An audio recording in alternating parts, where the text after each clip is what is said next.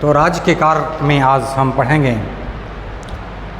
लोक कल्याणकारी राज्य का सिद्धांत। लोक कल्याणकारी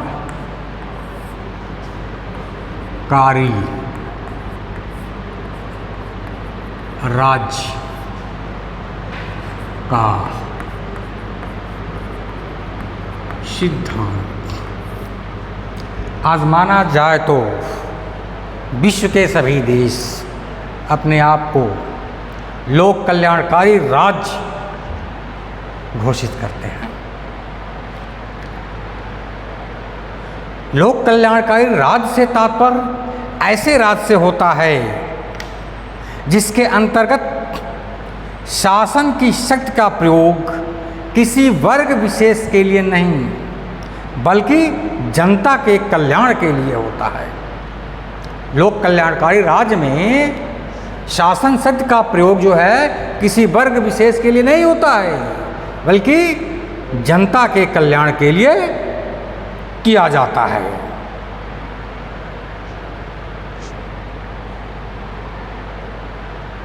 भारत में प्राचीन काल से ही एक शब्द प्रचलित था, वो क्या है?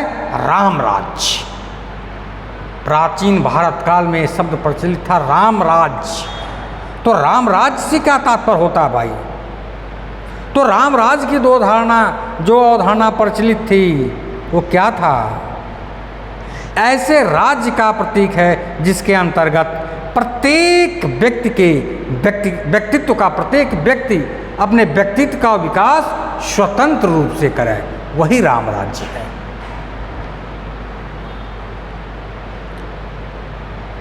महाभारत में पराशर की स्मृतियां,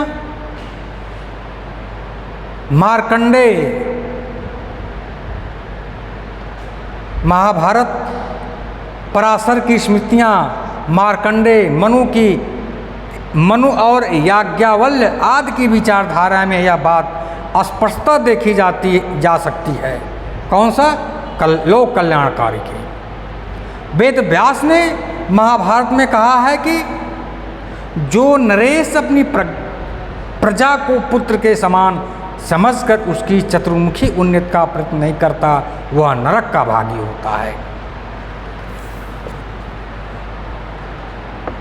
लगभग इसी प्रकार की धारणा यूनान के नगर राज्यों में भी प्रचलित थी।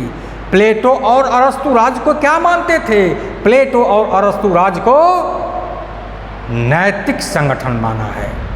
प्लेटो और अरस्तु जो है राज्य को एक नैतिक संगठन माना है जिसका उद्देश्य किसी एक वर्ग के हित में नहीं बल्कि सभी नागरिकों के हित में कार्य करना है। मध्य युग में यद्यपि इस विचार के दर्शन नहीं होते हैं, लेकिन 18वीं एवं 19वीं सदी में Thomas Paine, Thomas Jefferson, count Green और बेंथम की विचारधाराओं में इस आदर्श को देखा जा सकता है कि राज्य अपनी सभी सदस्यों के कल्याण में कार्य करे।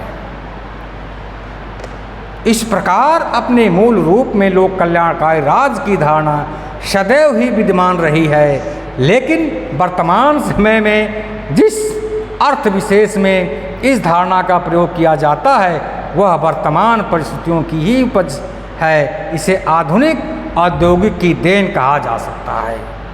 20वीं शताब्दी में लोकतंत्र के विस्तार के साथ ही लोक कल्याणकारी राज्य की धारणा भी मजबूत हुई है। वर्तमान में भारत सहित अधिकांश देशों द्वारा कल्याणकारी राज्य की धारणा को अपना लिया गया है। कल्याणकारी राज्य की धारणा विश्व के अधिकांश देश अपनाए हुए हैं। अब हम लोक कल्याणकारी राज्य की परिभाषा क्या है उसको देखिए। टी.डब्ल्यू. केंट महोदय क्या कहते हैं लोक कल्याणकारी राज्य के संबंध में? तो टी.डब्ल्यू. केंट के अनुसार लोक हितकारी वह राज्य है जो अपने नागरिकों के लिए व्यापक समाज सेवाओं की व्यवस्था करता है। लोक कैंट महोदय कहते हैं, लोक हितकारी वह राज्य है जो अपने नागरिकों के लिए व्यापक समाज सेवाओं की व्यवस्था करता है। डॉक्टर अब्राहम महोदय क्या कहते हैं, कल्याणकारी राज्य वह है जो अपनी आर्थिक व्यवस्था का संचालन आय के अधिकाधिक समान वितरण के उद्देश्य से करता है। वहीं जवाहरलाल नेहरू कहते हैं, लोक कल्याणकारी राज्य के संबंध में कहते हैं पंडित जवाहरलाल नेहरू, सबके लिए समान अवसर प्रदान करना, सबके लिए समान अवसर प्रदान करना, अमीरों और गरीबों के बीच अंतर मिटाना और जीवन स्तर को ऊपर उठाना लोक हितकारी राज्य की आधारभूत तत्व है। इस प्रकार लोक कल्याणकारी राज्य की धारणा राजनीतिक स्वतंत्रता और आर्थिक सुरक्षा के बीच सामंजस्य का सफल प्रयत्न है। होबमैन क्या कहते हैं, यह कल्याणकारी राज्य दो अतिथियों में एक समझौता है, जिसमें एक तरफ साम्यवाद है तो दूसरी तरफ अनियंत्रित व्यक्तिवाद। लोक कल्याणकारी राज्य लोकहित पर आधारित होता है और इस संबंध में लोकहित से हमारा तात्पर्य क्या है, राजनीतिक, सामाजिक एवं आर्थिक दृष्टि से अवसर की समानता को, अवसर की असमानता को, क्या क्या, राजनीतिक, सामाजिक, आर्थिक दृष्टि से अवसर की असमानता को दूर कर उसकी साधारण आवश्यकताओं की पूर्ति करना होता है। इस व्यवस्था का उद्देश्य किसी एक समुदाय या वर्ग विशेष के हितों की साधना न होकर जनता के सभी वर्गों के आवश्यक हितों की साधना होता है। अब लोक कल्याणकारी राज्य के कार्य क्या हैं, इसको देखिए। ये तो लोक कल्याणकारी राज्य की परिभाषा हुआ। अब लोक कल्याणकारी राज्य के कार्य क्या क्या हैं, इसको देखिए। परंपरागत विचारधारा राज्य के कार्यों को दो वर्गों में बांटा है। पहला क्या है, अनिवार्य और ऐच्छिक। अनिवार्य और ऐच्छिक, लेकिन लोकल तो अनिवार्य कार्य को ही राज्य करता है, ऐच्छिक कार्य को नहीं। अनिवार्य कार्य तो राज्य के अपने अस्तित्व को बनाए रखने के लिए किए जाने जरूरी हैं, किंतु ऐच्छिक कार्य राज्य की जनता के हित में होते हुए भी राज्य के द्वारा उनका किया जाना तत्कालीन समय, विशेष परिस्थितियों और शासन के दृष्टिकोण पर निर्भर करता है। लेकिन लोक कल्याणकारी राज्य की धारणा के विकास के परिणाम स्वरूप अनिवार्य है, अनिवार्य और ऐच्छिक कार्यों की वह सीमा रेखा समाप्त हो गई है और अब वह यह माना जाने लगा है कि परंपरागत रूप में ऐच्छिक कहे जाने वाले कार्य भी राज्य के लिए उतने ही आवश्यक हैं जितने कि अनिवार्य समझे जाने वाले कार्य। लोक कल्याणकारी राज्य के प्रमुख कार्य क्या क्या हैं, उसको देखिए। आंतरिक सुव्यवस्था तथा विदेशी आक्रमणों से रक्षा। लोक कल्याणकारी राज्य के कार्य में के कार्य मान लीजिए। पहला क्या है, आंतरिक सुरक्षा या आंतरिक सुव्यवस्था तथा विदेशी आक्रमणों से रक्षा। आंतरिक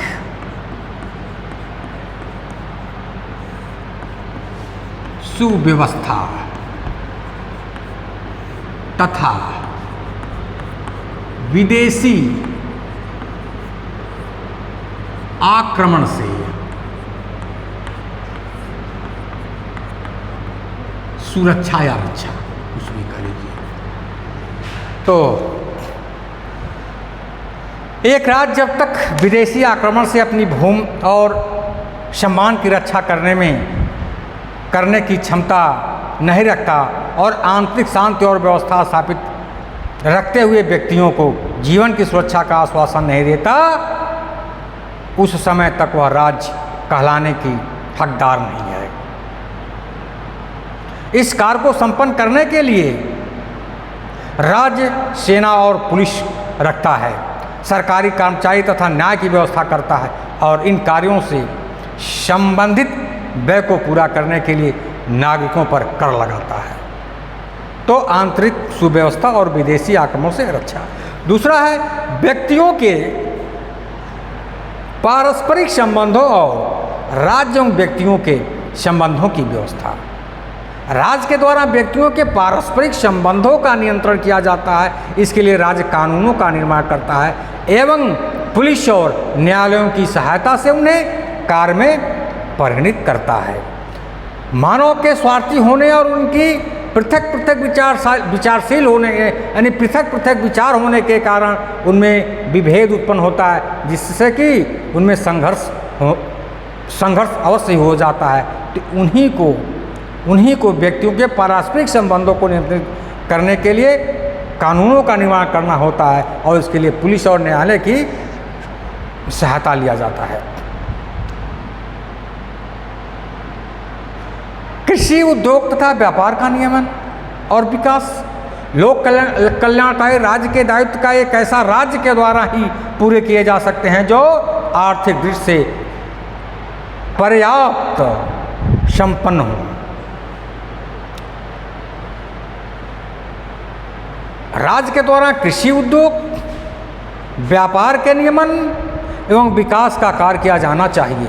इसमें मुद्रा निर्माण, प्रमाणिक माप और तौल की व्यवस्था, व्यवसायों का नियमन, कृषकों की राजकोषीय सहायता, नहरों का निर्माण, बीज वितरण के लिए गोदाम खोलना और कृषि सुधार आदि विषय सम्मिलित हैं।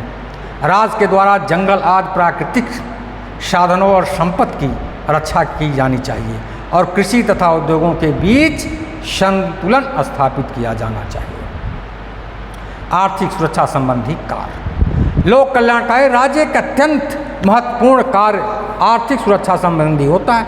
आर्थिक सुरक्षा के अंतर्गत अनेक बातें सम्मिलित हैं, जिनमें सभी व्यक्तियों को रोजगार और अधिकतम समानता की स्थापना प्रमुख है।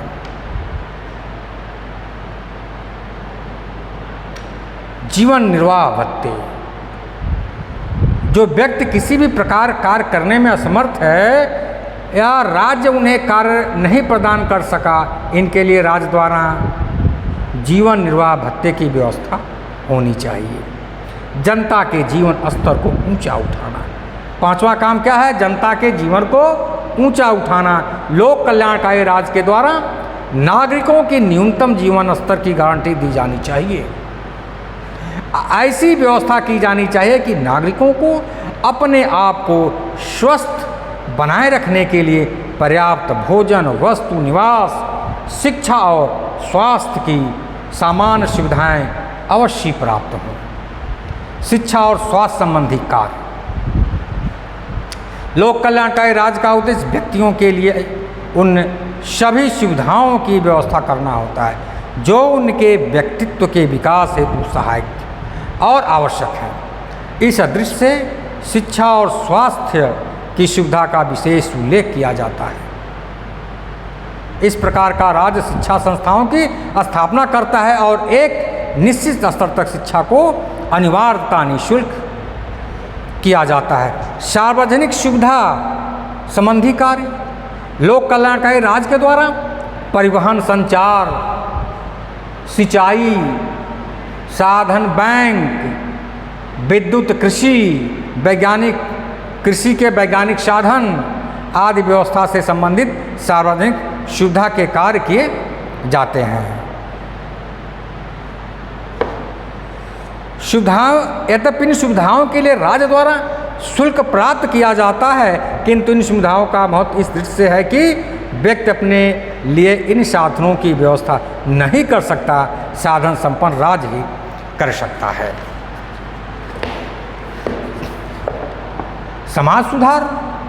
लोक कल्याणकारी राज्य का लक्ष्य व्यक्तियों का न केवल आर्थिक और सामाजिक कल्याण होता है, बल्कि इस दृष्टि से राज्य के द्वारा समाज सुधार भी होता है, जिसमें मद्यपान, बाल विवाह, छुआछूत, जाति प्रथा, ठीक है, आदि सामाजिक कुरीतियों को दूर करना या दूर करने की उपाय करना भी होता है।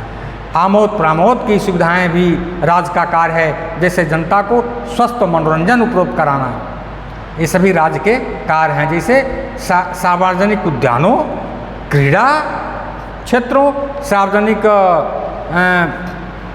तरण तालों, सिनेमा गृहों, रंगमंच, रेडियो आदि का भी प्रबंध करना ही राज्य का कार्य है। तो लोक कल्याणकारी राज्य के कुछ कर्तव्य गिनाने गए हैं, किंतु लोक कल्याणकारी राज्य के समस्त कर्तव्यों की सूची तैयार संभव नहीं है। परिस्थितियों के अनुसार इसमें बदलाव और विस्तार भी किया जा सकता है। अब हम कुछ लोक कल्याणकारी राज्य की आलोचनाएं भी हैं, इनमें देखें। पहली बात, व्यक्ति स्वतंत्रता का हनन हो जाता है लोक कल्याणकारी राज्य में। लोक कल्याणकारी में राज्य का कार्यक्षेत्र बढ़ जाता है। पहली बात, जब कार्यक्षेत्र अधिक बढ़ जाएगा तो स्वभावतः राज्य की शक्तियों में वृद्धि होगी और शक्तिशाली राज्य को व्यक्ति स्वतंत्रता को समाप्त कर देता है।